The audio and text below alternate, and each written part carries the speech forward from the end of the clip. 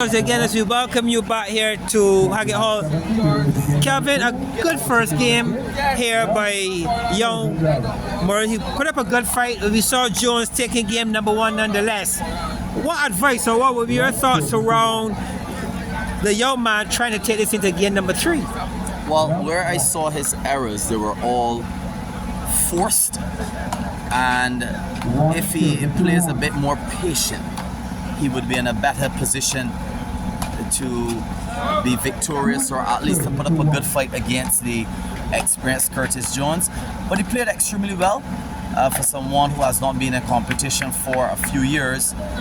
But he really has to play some strong tennis here tonight against the experienced Curtis Jones. Kelvin, we're seeing this sport places such as the gymnasium and all, with all those fancy preparations. What do you think about where we're at here in Haggett Hall and the type of surface that these players are competing on this evening? Well, it's really road tennis here. This is in the middle of the road. Not the best court, but under the circumstances, they're willing to play on it, and we're happy to still have the provision here in this Kilombo tournament where these players can come and showcase their talent. Talking about players and showcases, your thoughts about the spectators. I mean, we have a very good crowd on hand, and there's a lot of other activities going on here in Barbados at this point, but yet we still get a good turnout. 3-3. Again, though, Murrell making some very juvenile mistakes as a road tennis player.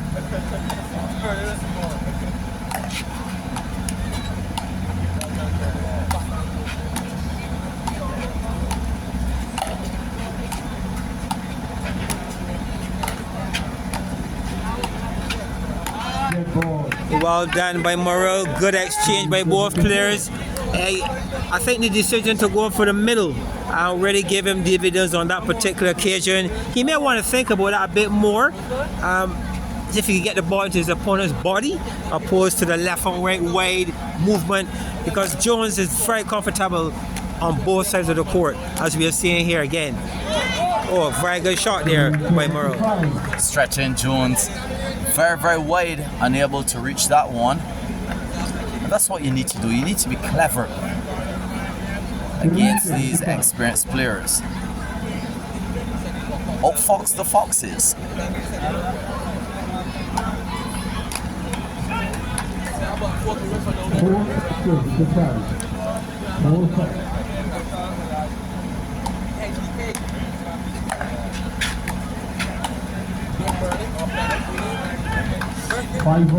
Again, that ball center court, giving these guys a real challenge here this evening. The bounce, the pace, a lot of players find it really hard to make that necessary adjustment. And in that case, we saw Murrell suffering a similar fate. And we will have a score now 5-5.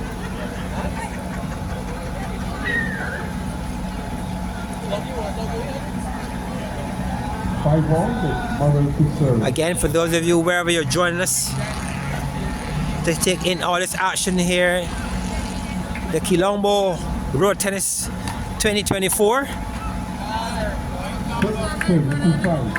A good power serve there on that occasion by young Murrell. 6 will now serve to 5.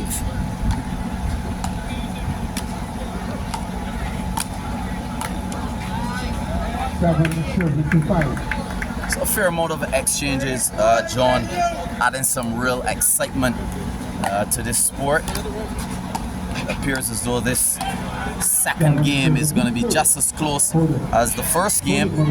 Remember that Curtis Jones won the first game 21-17 over Keon Murrell. Now a fair crowd here cheering on the young man Murrell, especially those from the Belfield camp where he plays. Yes, you know, Belfield is a very long-standing road tennis facility in Barbados. And then we have quite a few. We say a special good evening to the persons like in Charleston and the Sauna. And of course, RTA, the Road Tennis Elite, and the champion of the Village Camp 2024. We say good evening to Frankie and his team over there as well. Doing a very good job. I'm going to encourage them to keep it up.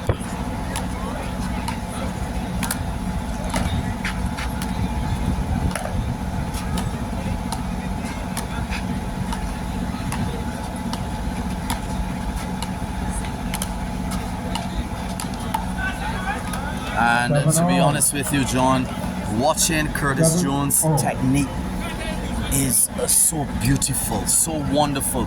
His foot movement, how he leans his body into the shot, a very, very technical player.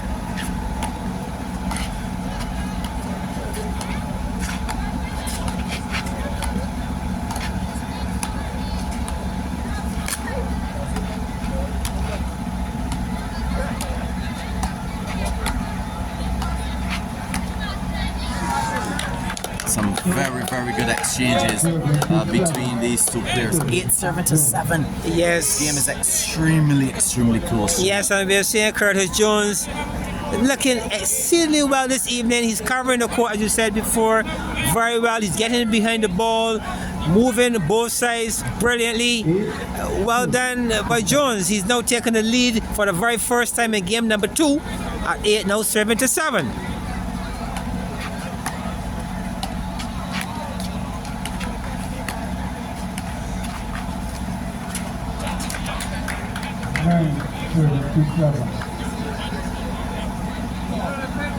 So can Jones build on this lead? Now 9-7.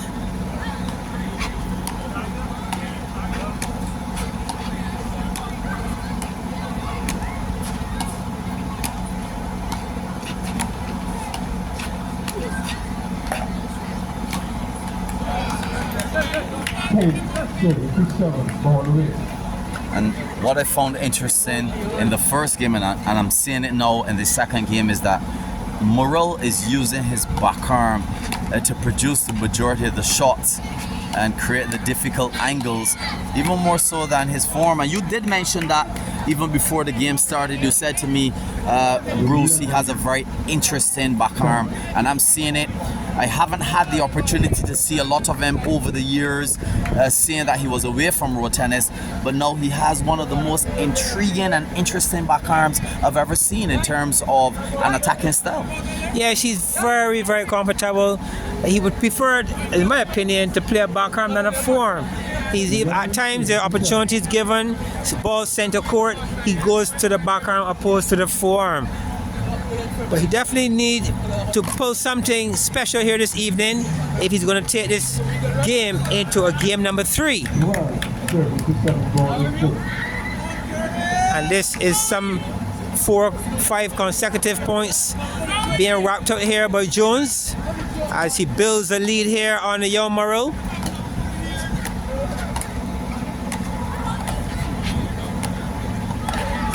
And there you have it again. A smash from the back arm and then a soft placement from the forearm. But it's now 8-12. So young Murrell is still trailing by somewhat 4 points. And knowing the experience Curtis Jones, is going to be kind of hard for him to pull back a steady place in this game, John. Yes, he had a lead up to 7-6, and we have seen Jones moving into a position of ascendancy, and he now in a pretty comfortable position as his opponent will serve at 8-12, and I'm quite sure that Jones will be pleased as he moves into the second half of this second game. That ball dipping, remaining extremely low.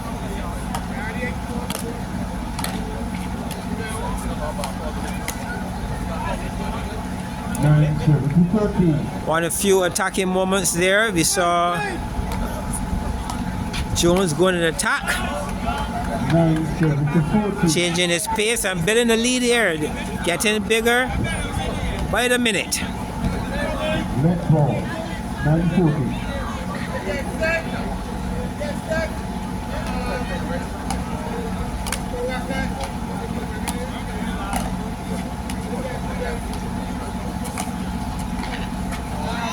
Oh, well done. Good reach here by Murrell. Getting that short ball rather quickly indeed. And getting an important point.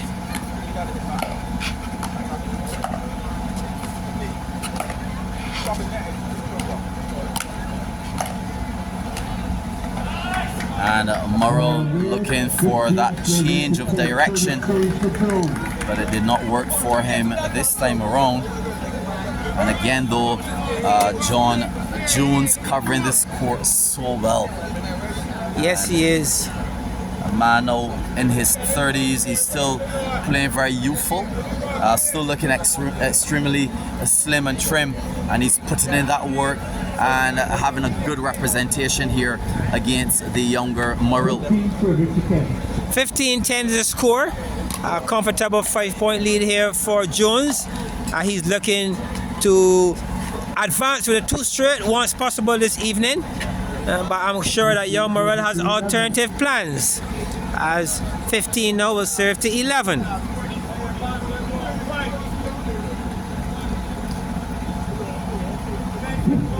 Service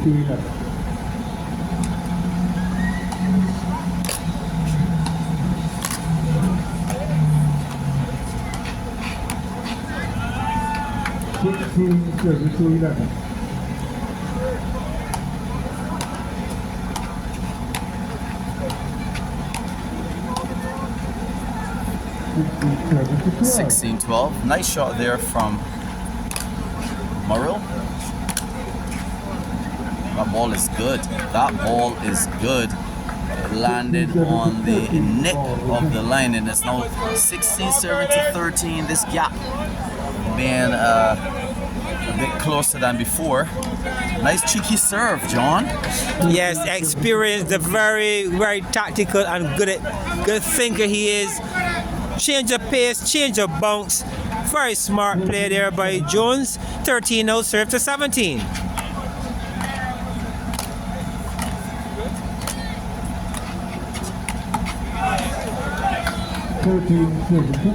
This is an uphill battle. This is Horshill St. Joseph now, John.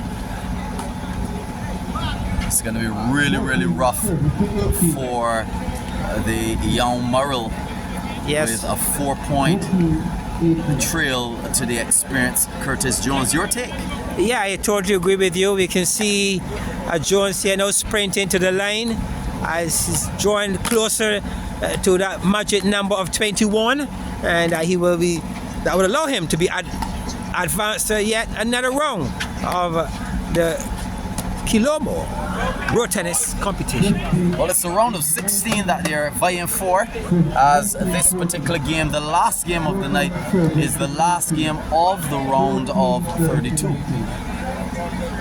So we're drawing near to the prize money of $2,500 for the winner here of this competition. Second place, $1,500.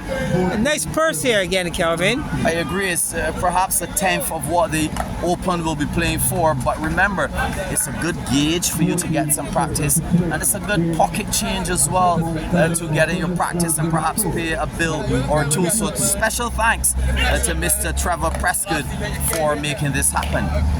With Jones just 1 point away from advancing to the round of 16, and that one tips the top of the net. It is away, and Jones will advance to the round of 16 of this Kilombo Road Tennis Tournament 2024.